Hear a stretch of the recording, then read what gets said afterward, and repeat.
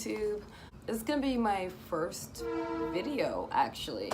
I've got a video up from when I was like 14 and I got my lip pierced, and then my intro, and I guess this is my first video. My name is Sin, and this is really just a video diary of me, so I'm just gonna go ahead and make this video, and if you have any questions about me, just ask separate, I guess. Anyway, I've been on, okay, I'll call it a spiritual journey. It's a little weird because I feel like I've been this way since forever, but I guess I've only realized it's about to be a year. And since then, I've been having a shit ton of synchronicities, and synchronicity is basically coincidences, but like almost psychic unexplained ones. Like you'll notice that as soon as you like want something, you'll hear people talk about it more.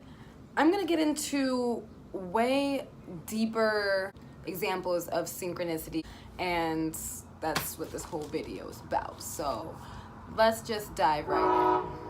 I am so sorry. I live in such a hustle bustle neighborhood. We're just gonna have to make do with the train noises and stuff for now. This was Saturday, so it's going to be exactly a week ago tomorrow.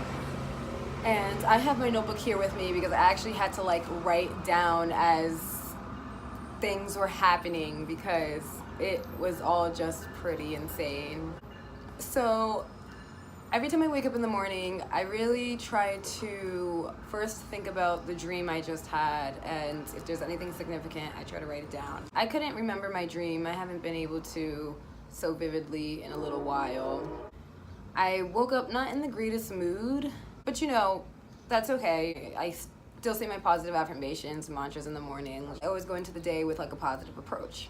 I am going to work, and I take the train to work, and I work in a couple towns over, and I get to the town where I work 30 minutes early, and I know that my job is 15 minutes away from the train station on feet.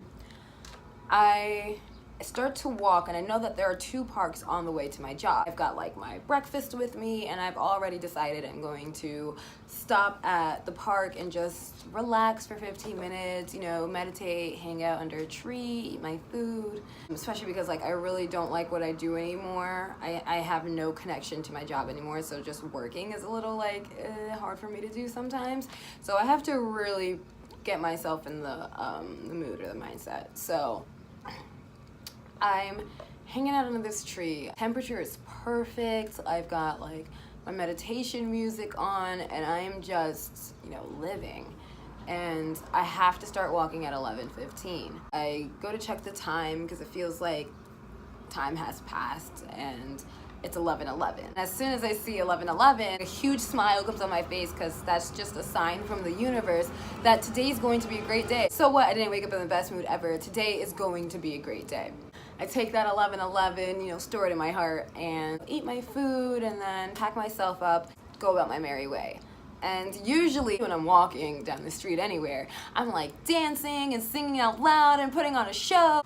But today it was really hot, you know, I'm just chilling and I'm listening to some music in French, mind you, so I'm not singing out loud, I'm just whistling. I'm just walking down the street whistling. So I appear happy, I guess. There's a van going past me, this white van, and I take a look at the girl in the passenger seat, and I just love her whole aesthetic. Like, she's got her septum pierced and other piercings in her face, and just got the safari colored beanie on, and like, I just messed with her vibe. And as the van is turning the corner and I'm losing sight of her, I see an arm stick out the window, her arm stick out the window, and she gives me a thumbs up. And there are 2 ladies in front of me walking in my direction, like not a couple blocks away from me, and I'm wondering why not them, you know? Why do I get the thumbs up? Did she just feel my vibe? The first thing my brain thought of was that she was an indigo. The first thing I said to myself was, she's an indigo. She's indigo. She's just like you, and she literally felt your vibrations and was just, like, I thought of it as the universe kind of like working towards her, like that 11:11, to confirm that today was going to be a good day. I took that and just stored it in my heart and continued about my day. So you can imagine by the time I get to work, I'm like, yes, I'm singing. Today's gonna be great. And I'm working a double, mind you. And as a waitress, like, I got there at 11. They tell you when you leave, so I just knew it was gonna be a long day. And lunch goes by, and it's good, and I enjoy myself. But I started to get just slightly irritated because it was super busy. Usually we get 2-hour lunches, like we'll get off lunch at 3 and then come in for dinner at 5. But since it was so busy, I ended up working up until 4:30 and I got a 30-minute break. And then when I put in my food, it took so long to make my food and it didn't come out until the last 10 minutes of my break. So now I know how to scarf my food. Not to mention it was made wrong. Whatever, it's okay. I'm not gonna let this ruin my great morning, the great day I've had so far. Kind of breathe, prepare myself, go back in, and it's time for round 2. Clock in for the dinner shift. Off the bat, I have nothing but great people, and I work in a fine dining restaurant. I mean, the area in which I live has pretty great liberal people, but fine dining, the 1%, it's not always the best. I have to like really mentally prepare myself before I do this job. I had so many women in my section that day, and it was just an insane amount. At one point, my whole section was full of women, and there was only one man, which means 15 women and one man in this one little section of the restaurant. They were all amazing, and I got so many compliments on my hair, and I was wearing my afro out. I'm sorry, I have to readjust the way I'm sitting. My feet are killing me. So I was wearing my afro out, and I usually don't feel comfortable, honestly, when I'm wearing my braids and my afro or the hairstyles that are me, you know, my black woman hairstyles, just because this is a predominantly white, you know, customer base at this fine dining restaurant. So the fact that, you know, I felt good, I had all this like confidence, and my self-esteem was up here because I was getting nothing but compliments the whole day. And then all my customers were just super sweet and patient and like just compassionate. And these 2 ladies, overall, over everyone, I had these 2 ladies that were just absolutely amazing. Their names are Eileen and Hope. And they just were joking with me from the start, and they were just super sweet, and we were just taking selfies together, and they were super nice. And at one point, they asked me what it was that I did, and it was Hope's birthday. So Eileen's her best friend, and it's Hope's birthday, and they're out for birthday dinner. And they asked, so besides waitressing, what is it that you do? And Hope goes, oh, do you model? And just her mannerism, it was so obvious that she was not at all kissing up. First of all, no one has a reason to kiss up to the waitress. If anything, I'm kissing up to them. But she was not at all just trying to say that or make me feel good, or, you know, Regina George, are you a model? She's so ugly. You know, like, it's nothing weird or malicious. It was just so pure, and I can feel that. I can really feel that. Everything about her and them was just so real, so pure. Like, I kept on saying to myself, like, these are real people. Like, you are free to be you because these are real people that you're interacting with. And to be able to put my brain in that mindset and let loose, especially at that job where I can't usually do that, it felt amazing. It felt absolutely amazing. That made my whole shift within itself. So I'm like, no, I don't model, but like I go to school, and I kind of tell everybody the same story. I mean, my whole life is changing. I'm not going to be going to school for education and like I still tell people at my job, but I'm not gonna tell them, hey, I plan on living in a van and traveling cross country, and I want to be an herbalist and practice witchcraft. So continuing on, I just give them the whole school spiel, which it's not like I'm never going back to school. School's on my bucket list still, but that whole spiel, blah, blah, and then she's just like, but seriously, Sandrina, you should consider doing something like modeling or like acting, whatever, like do something. You have such a great personality, and your name within itself, like Sandrina, is a brand, like use that for something. That gave me a lot of encouragement, and that made me feel really good. She was so pure and so genuine, and she gave me this look. There was a look in her eye that I haven't seen in the eyes of my own parents. Like, just so much, like, she looked proud, she looked hopeful, she looked like I could just feel her energy, and I could just feel the fact that she was already elevating me a little bit further on my journey, like, or pushing me a little bit further just by her mannerisms, the way she talked to me and looked at me. And that's how easy it is to save the world, is to just be positive and emit that positivity and light onto just one person. And then they're like, oh wow, that made me feel good, I love that, I want to make other people feel that way. And then they do the same thing, and that's exactly what she did to me, and that just makes me want to spread so much love. So I really appreciate people like them. And they're there for like about 2 hours. They're taking their sweet time. It's beautiful. Come the end of the night, they're on their last course, dessert, and Eileen comes over to me and she's just like, hey, I'm gonna run to the bathroom. And I haven't even gotten their names yet at this point. So she goes, I'm going to run to the bathroom. Don't sing happy birthday without me. By the way, her name is Hope. And I'm just like, wow, I can't believe I haven't gotten their names yet at this point, because they had mine and they were so sweet. So I'm just like, Hope, and you are? And she's like, I'm Eileen. I'm like, okay, Eileen and Hope, I'll wait for you. And then she comes back, we sing happy birthday, great night. Then finally, I clear out all my tables and it's time for me to just do my side work and then be on my merry way and go home. And while I'm working on my side work, I feel my phone vibrating. And it's my ex calling. And of course, I should just ignore the call and continue doing what I'm doing. But instead, I go out through the back door and hide in some bushes so I'm not caught on the phone. And I talk to him. We have a good conversation. I was almost supposed to see him, which would have been really not a good idea. After leaving work, call him and things don't go as planned. I was left upset once again, which is the whole reason why I had to remove myself from the situation. So I was at the train station and I just had it up to here. I was at work very late, so I had clocked in at 11 and didn't leave until 12:30 a.m. and I only had a 30-minute break, so I worked 12 hours. And then was very disappointed, not only in him, but in myself, because I've been staying away from his energy or certain things about him. I don't want to say him because he is a beautiful person. It's just certain things about him that doesn't mesh with who I am, and in order to like fully respect and love myself, I had to remove myself from that situation. So I've been doing so well, and I don't know what happened. I just was very excited to see the number on my phone, wanted to answer, and should have known that I would have been disappointed somehow, because that's just been a common reoccurrence in our relationship. So I was upset at the train station, and I like to put on an instrumental and start rapping about how I'm feeling. Of course, that's what I'm doing.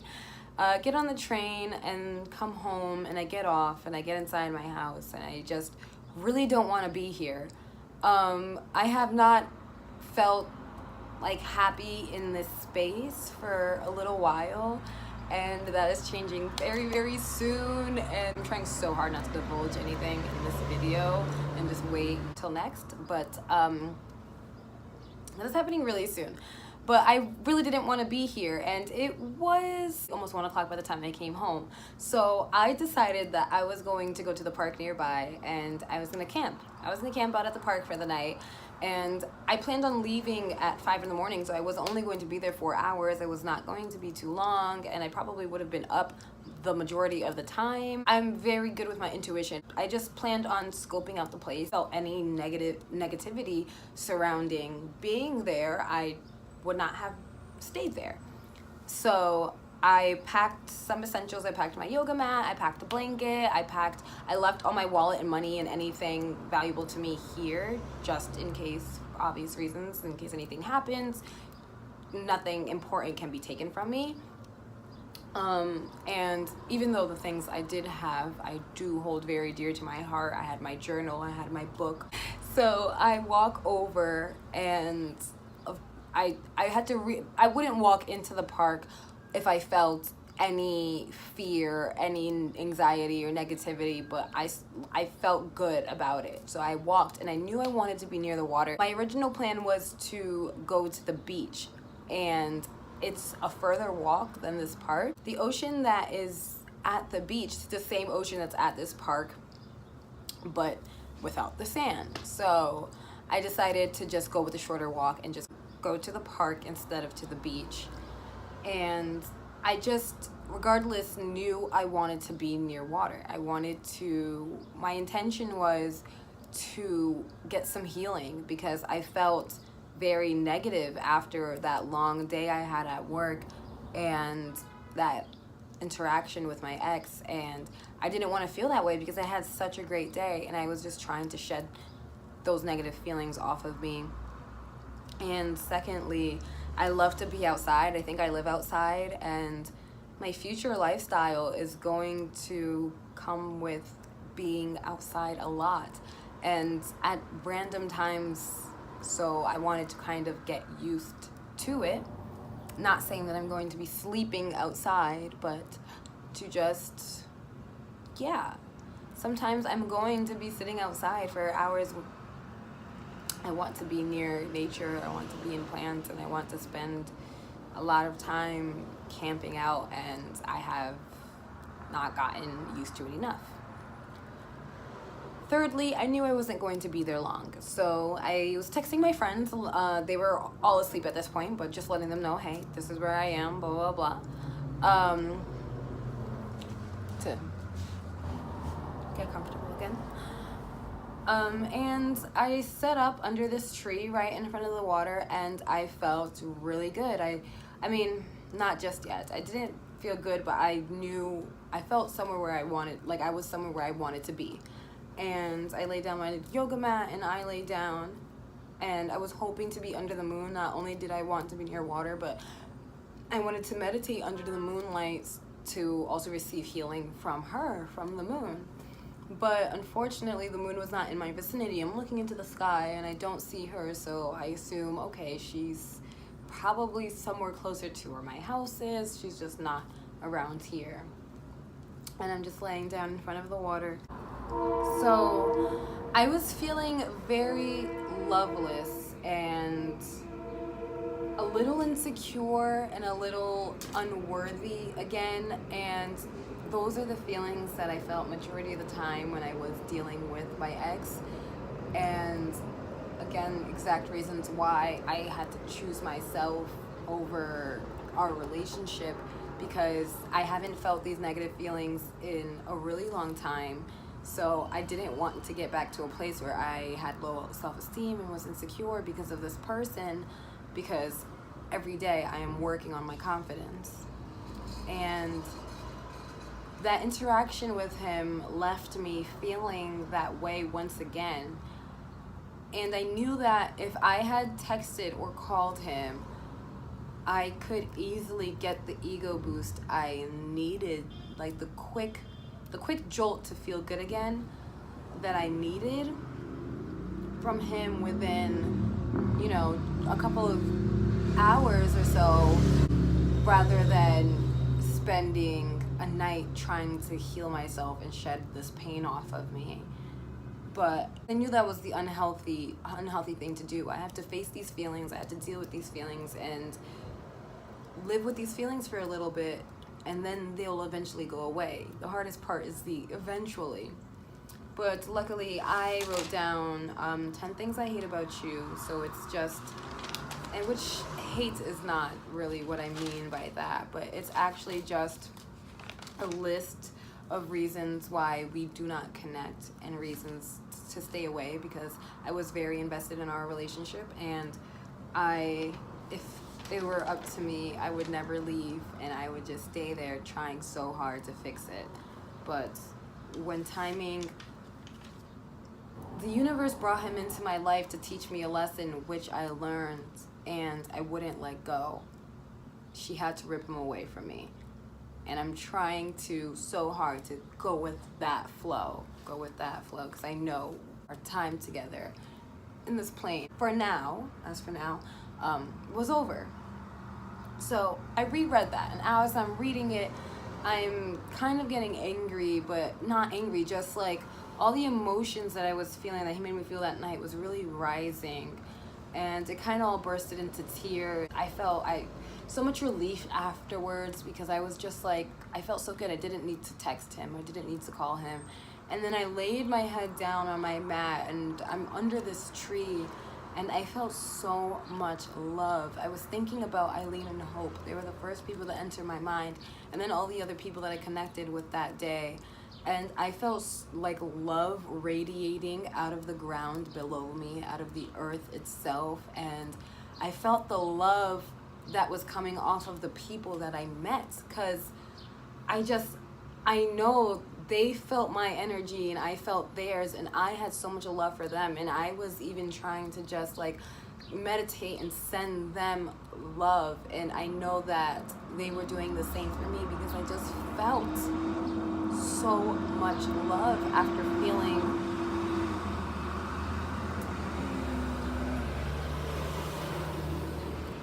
just feeling so loveless and slightly worthless. I felt this incredible feeling of love, and I started to write, and I wrote about them. I just wrote about my interaction with them, and as I'm writing, I realized the universe gave me hope. The universe literally gave me hope. And I write down that, okay, actually the hostess gave me hope, but I felt like the universe was working through so many people to display this positivity to me today, well, that day. The universe worked through the hostess to literally put a woman named Hope in my section, who just happened to be so encouraging, so compassionate. She had this like nurturing aura. Like I wanted to just like, I did give them a hug. I asked them for hugs, and I gave them hugs before they left, but I didn't want them to leave. I was like, I want to sit down with you and just learn about you and become your best friend. Like, so I'm just laying there, and I like start like crying again, but this time it's tears of joy, and I'm just like, thank you, and I just write down like, thank you. Like, it's just proof, synchronicity. It's just proof that I'm okay. Everything's going to be okay. I am on the right path, and she's with me. There is a higher consciousness.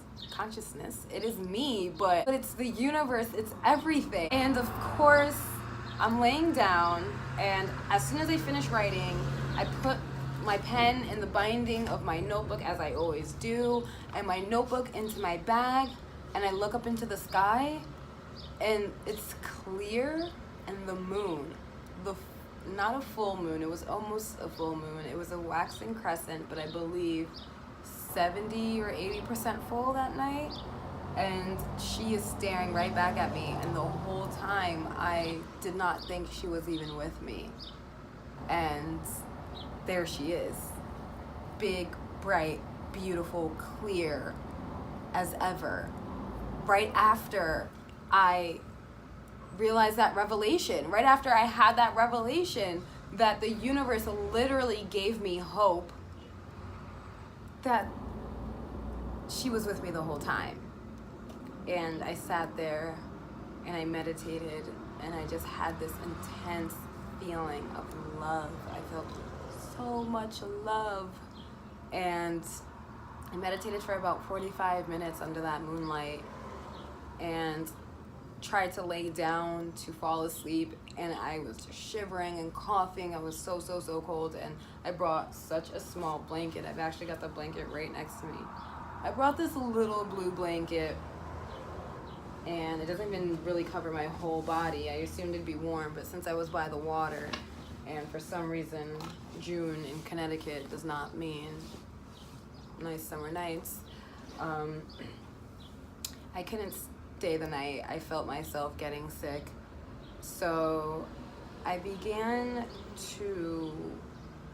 my things away, began to pack up, I began to roll up my yoga mat, and I grabbed my phone to check the time, and it's 2:22, and I look up at the sky, and curtains have closed. A cloud is basically over the moon, and she's invisible to me again. And I just thought it was hilarious because she revealed herself to me, and I had that chance to meditate under her light, and I closed my eyes to try to fall asleep, and within that time this cloud has come over her and closed the show. And I get up and I'm leaving, and as I walk across the park and I'm about to fully exit the park and be on the street heading home, I turn around and I see she's back out. A few clouds are going over her here and there, but for the most part, I have a good image of her. And I go to check the app, the Moon app, to see what her properties were that night. I was actually surprised that it took so long to check it. And first thing I noticed, I have the screenshots on my laptop here. So first thing I noticed is that she was in Scorpio. And I am a Scorpio sun sign. I'm a Leo moon though, so I don't know if her being in Scorpio had any effect on my emotions that night or on all the synchronicity that happened that day. Because I believe she rose at around 2 or 3 p.m. that night. I don't have the screenshot of the time she rose. I wish I did. But yes, I think she rose around the time, it was a little after 11:11, but she was definitely in the sky around the time I met Eileen and Hope. So I don't know if her being in Scorpio has anything to do with the synchronicities that day or my emotions that day. And if anyone does know the moon being in your sun sign, with that, how that affects you, please let me know. I'm definitely gonna do my research after this. But yes, I am a Scorpio sun, Leo moon, and Scorpio rising, if anybody is wondering. So the symbol for that day was hearts. Our stones, lazurite, yellow coral, nacre, pink pearl. And her characteristics were feelings of love, compassion, and charity. And the first thing I thought of was that immense feeling of love that was just radiating from the earth and from these memories of these beautiful people I met that day, right when, it wasn't when I saw the moon, it was right after I purged the negative feelings I had over my ex. It is favorable to pray and clean your thought. It is possible to achieve a revelation. And I start to freak out around there. I'm like, oh my gosh, because I had the revelation of the universe giving me hope. And I was literally saying to myself, oh my goodness, I'm having a revelation. Like I used, just the fact that I used the word revelation and the fact that that's exactly what I thought of it as. I could have been like, a coincidence, I don't know what other words for revelation. I could have used another synonym for revelation, but just word for word, it is possible to achieve a revelation. Good day for contacts with people, an ideal one for marriage, and danger of that day is feeling pity, which I do believe I was feeling pity for myself when I was feeling worthless and loveless and just like, oh, my ex did it again and here I am feeling this again and what? You know, I was just kind of feeling sorry for myself.